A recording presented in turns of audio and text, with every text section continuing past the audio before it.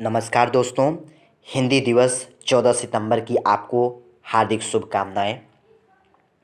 आज हम सभी लोग इस वीडियो में हिंदी दिवस के बारे में जानेंगे, जो आम जनता के लिए तो ज़रूरी है ही, ताकि हम हिंदी को समझ पाएँ, उसको पढ़ने के और इच्छुक बने, और साथ ही साथ हम जो विद्यार्थी हैं उनके लिए भी हिंदी दिवस से बहुत से ऐसे प्रश्न होते हैं जो परीक्षाओं में पूछ लिए जाते हैं। तो आइए देर न करते हुए हम इस ऑडियो या वीडियो को पूरे ध्यान से सुनते हैं। हिंदी की है शान हिंदी, हर हिंदुस्तानी की पहचान हिंदी, एकजुटता की अनुपम परंपरा है हिंदी, हर दिल की अरमान है हिंदी, हार्दिक हिंदी दिवस, हार्दिक हिंदी दिवस। इस वीडियो में हम सबसे पहले जो है हिंदी दिवस के इतिहास को जानते हैं कि हिंदी का इतिहास क्या रहा है, कब से शुरुआत हुई, कौन कौन सी कमेटियां बनी। तो आइए बिना देर किए हुए हम शुरुआत करते हैं। महात्मा गांधी ने सन 1918 में हिंदी दिवस सम्मेलन में हिंदी को भारत की राष्ट्रभाषा बनाने को कहा था। गांधी जी ने हिंदी को आम जनमानस की भाषा की संज्ञा दी थी।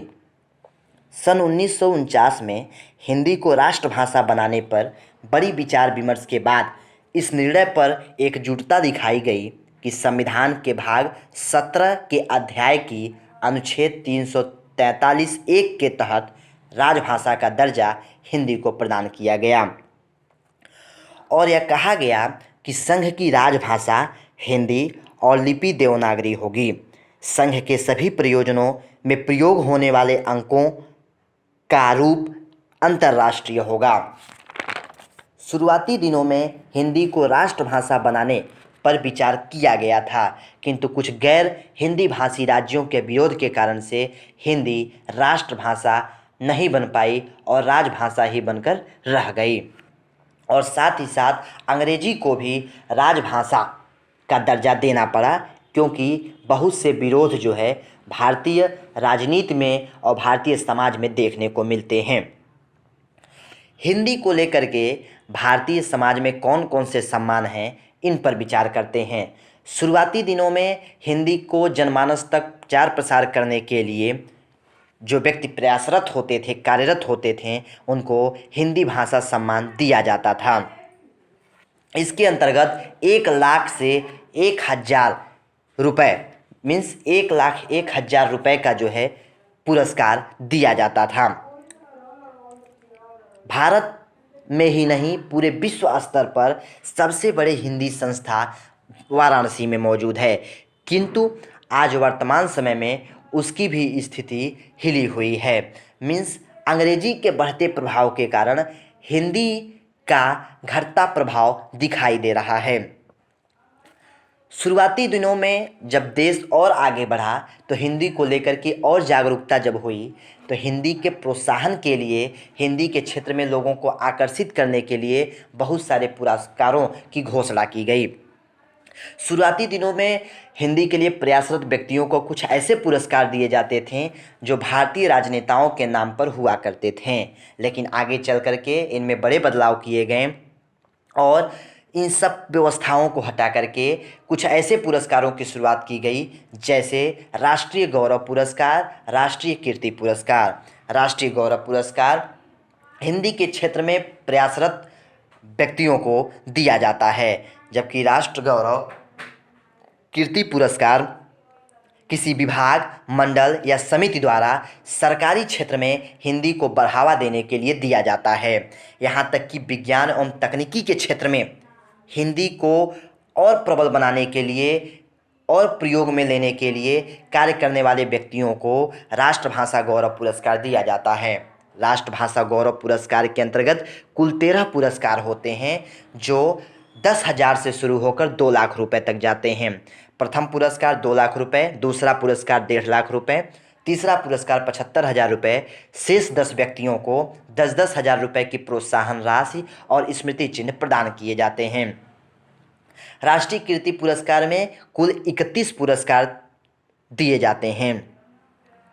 अब हम चर्चा करते हैं कि हिंदी दिवस के लिए समर्पित अपने पूरे समय को जिन महापुरुषों ने अमर कर दिया हिंदी के लिए, अपने जीवन को, हिंदी साहित्य को, उनके विषय में जानते हैं। हिंदी दिवस प्रत्येक वर्ष 14 सितंबर को मनाया जाता है। 14 सितंबर सन 1949 को संविधान सभा ने एक मत से यह निर्णय लिया कि हिंदी ही हमारी राजभाषा होगी। यह तथ्य एक तरह से यह भी साबित करता है कि हिंदी दिवस को लेकर के हमारे मन में जो कुछ भ्रम हैं, जैसे कि 14 सितंबर 1949 को हिंदी को राष्ट्रभाषा बनाने के पक्षकार राजेंद्र सिंह का 50वां जन्मदिवस था, जिन्होंने हिंदी को राष्ट्रभाषा बनाने के लिए कड़ा संघर्ष किया। दूसरा तर्क ये है कि हिंदी को प्रसारित करने की दृष्टि से बनाया गया समिति, जिसका नाम था राष्ट्रभाषा प्रचार समिति वर्धा, के अनुरोध पर 1953 से पूरे भारत में 14 सितंबर को हिंदी दिवस मनाया जा रहा है। इन दोनों तथ्यों, इन दोनों तर्कों को आप फिर से सुनिएगा, इसको लेके भ्रम में मत रहिएगा, क्योंकि ये दोनों तर्क अपने अपने जगह सही हैं।